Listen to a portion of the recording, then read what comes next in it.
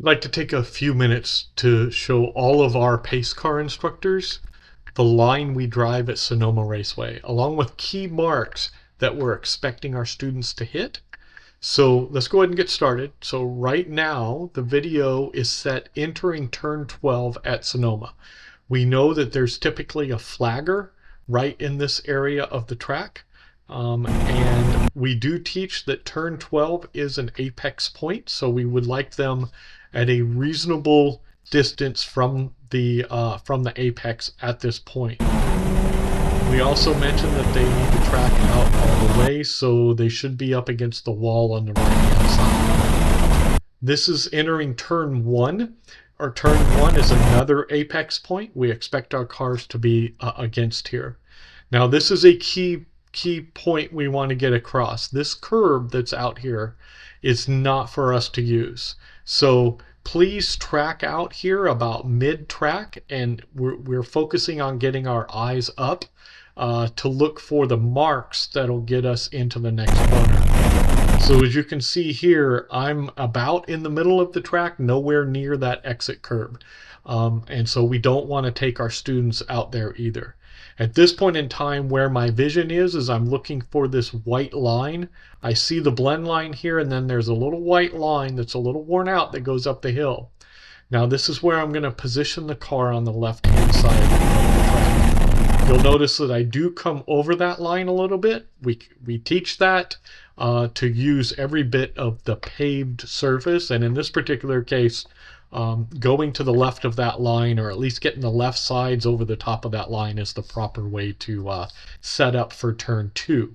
Now also notice that there's a curb here, and it transitions to an actual rumble strip here. So commonly cars should have their tires on that on the pavement there, and at a minimum really close to this white line. So as we go up the hill, I teach them to not track out over to here. In fact, there's a flag station right about here, and I say that there's a couple of lines in the, or there's a couple of poles that hold up the fence, and just a little bit to the left of that. So right where my car is pointing right now is where they should be pointing their car, and this is where they're heavily braking and start their turn in. You'll notice where that flag station is. I'm pointing them like right about here as they come up the hill. So certainly this is not something where you arc out to the left and then come back to the right. It's pretty much a straight drive up the hill, and it's a very early apex onto this curb here. We use the whole curb through this corner, especially since it's gotten really bumpy out here, so don't be afraid to get your right sides onto that curb as you're showing them. And then we teach tracking out all the way. Now at light speed, I tell them in the novice group that this exit curb is kind of like their safety margin. But I would like their outside tires all up until the white line that leads up to this curb. So now we're heading down into turn 3. This is a common mistake area for our students. A lot of times they'll start turning in now. I mentioned the fact that there's dirt on the, or there's rubber built up on this curb. You can use that curb, but more importantly, we want to make sure that they're being patient on their turn in for the car for turn 3, and that they're picking up the apex curb about here and staying along the left-hand side of the track. So we pick up the apex curb. I commonly tell them not to get on this one. It can upset the car a little bit, but even though I'm getting on it a bit now. And you'll notice that I'm keeping the car to the left-hand side of the track. I do exaggerate this a little bit more when I'm out there pacing students about keeping my left sides along this white line. But I do mention that commonly the turn in for our next corner is like the end of a curb. In 3, that is not the case. We stay to the left side of the track significantly longer than what feels normal. Then we make our turn in for 3A. I share with them that this is a 2-step curb here. This flat part of this curb is easy to use, and I expect people to get their right-hand side tires onto that curb, not to the point where they're going on this angled portion of it, though. It can tend to upset the car. If you use it to help rotate the car in that corner, that's great. When you're pacing our novice students around the track, please don't get all the way up on this curb.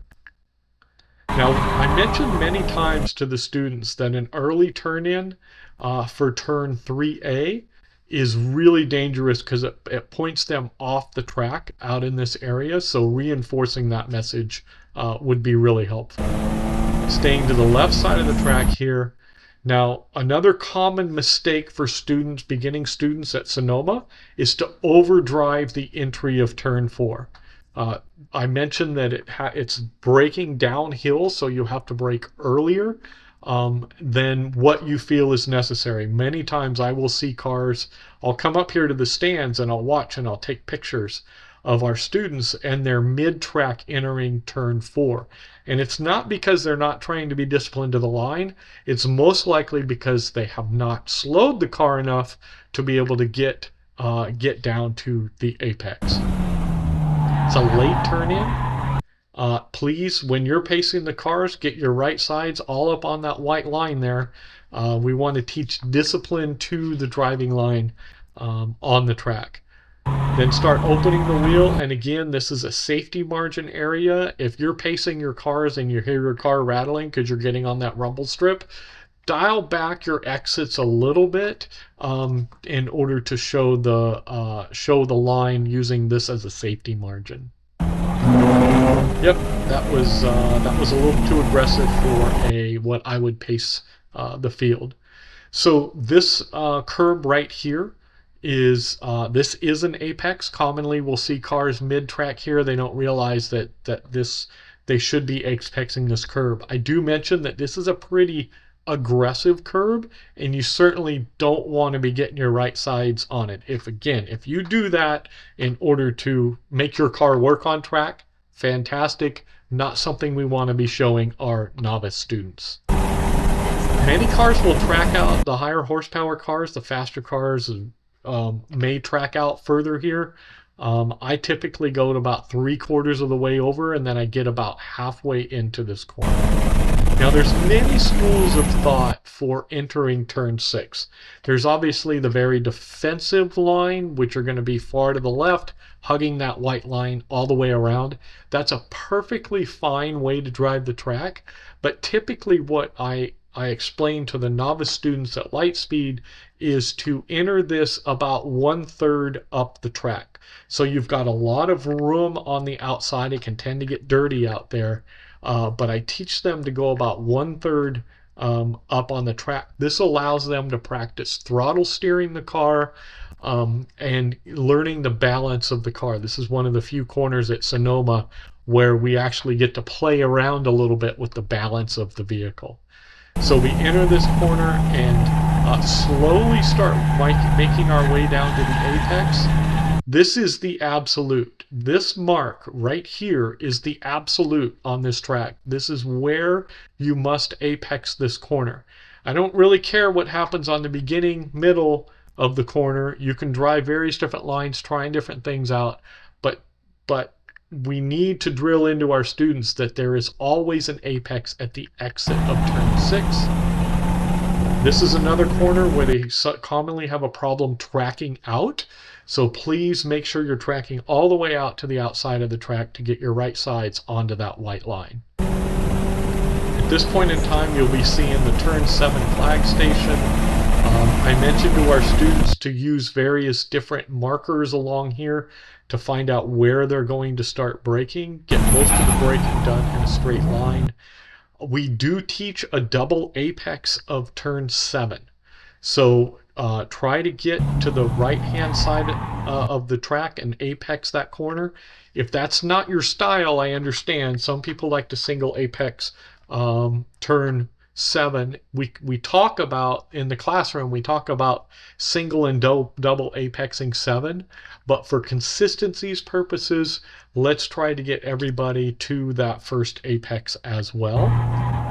And then, of course, even if they're going to just do a single apex, this is the apex they need to be hitting. So another common thing that we work on is getting to the outside of the track, even beyond this imaginary white line here, getting beyond that. So if the car is pointed towards this triangle right here, that's perfectly fine. And you'll notice that I get my car way out here, and I use this curb to kind of, I call it bounce me back onto the track, but it's perfectly fine to be out this far where this imaginary white line is kind of like splitting your car in half. That's great. And it allows them to roll onto the throttle faster, carry more speed on the exit of 7A. So we teach this. Obviously, we apex here. I mentioned this access road here. This access road is a key marker for the track. So they should be getting their right-hand side tires somewhere near this curb. They don't necessarily need to fly over it like the race cars, but they should be getting their right-hand sides touching each one of those curbs. They should be able to feel that curb inside their car. Feeling it is a lot different than going up on two wheels in this area, so please take that with a grain of salt. I mentioned most cars need to grab a little bit of brake here. It's a brush of the brake, but most importantly, the turn in for this corner needs to be right up along this curb. And again, this is kind of like one of those two-step curbs here, where it's flat on the bottom and then it starts to go up. Again, you get your left sides a little bit onto this curb, but don't get way up onto it like you may if you were trying to put together a time trial. Now, when you reach the exit of this curb, this is where I mentioned within a couple of feet of the exit of the curb, there is where you want to start your turn in for 8A. Now, 8A, we pick up about halfway up this curb. So right about this part of the curb is when we want to be on the right-hand side of the track, and we'll follow this all the way to the edge of the curb. Notice the shape of the curb here. Again, I get my right sides on that flat area, and I even teach our students that. So open the wheel and track all the way out. I'm sure if you've been instructing for long, you know it's really difficult to get people to track out on the exit of 8A because it's blind and they can't really see that it's out there. I encourage our students to continue to get seat time, and it will come in time, but start apexing 8A such that the car naturally wants to go out here. Now, we teach coming away from this white line just a little bit here and then right back to it for turn 10. So turn 10, again, you can get your left sides on the rumble strip there, but more importantly, we want them braking in semi-straight line as they go to enter this corner. Typically, I think it's the A in Toyota that I reference. Sometimes I have to remember what that is when I get there. But kind of a straight line into that corner. You don't need to keep it pinned over here before you turn in. And then a little brush of the brakes to set the front end of the car and start turning in for the corner. But most importantly, it's to get your right sides along this two-stepped curb again and make sure that your right sides are along the side of that. Open the wheel and track all the way out. Please make sure you're tracking all the way out here, not what this car just did. Make sure you're tracking all the way out left sides to that white line. I then get back to the right just a little bit so I'm not encroaching on this little blend line thing going into pit road. And then a lot of what I share with the students is that we're in the dip right now. And so the car brakes really good as you're going up out of this dip. So it should be really easy to slow the car down. Another common challenge we have is keeping students to the left-hand side of the track. We see what this car is doing. Entirely wrong position right now. Maybe if they were defending, that might be the right thing, but I'm almost sure this is just not disciplined to the line. Being patient before we start to turn in for turn 11. Being very deliberate about our turning. You'll also notice I'm not on the apex here. I don't apex turn 11 until much later. Same way we teach our students. This car in front of me is not apexing it anywhere. We want to make sure that they're up, they have their right sides on this flat red and white paint as they're coming through this section of the curve. I talk about getting really close to these tire barriers on the last two. Not the last two, but the one in the middle of it, and then the second to last is really where the apex is. This allows us to roll on the throttle and start unwinding the wheel. Please track out all the way to the wall here. One of the challenges, again, we have is students pinching this corner off, especially if they have traffic behind them. So we want to teach our students to always track out all the way first, then get in the position of pointing somebody by. If I had somebody behind me, I would probably point them by on the right-hand side of my car right now. Now, if somebody was starting to gain on me, I would probably come a little bit further out to the right, point them by on the left. Any way you slice it, if you're going to point them by on the left, your students need to know to not apex the turn 12 here. And if you're going to point them by on the right and they don't complete the pass before 12, that you can't track them out to the outside wall. So again, coming through 12, that's an apex, open wheel just a bit, track all the way out to the outside, back to turn 1, mid-track, just like we did the lap prior. So that's a lap around Sonoma and how we teach our novice students. Please, if you have any questions, my name is David Killian.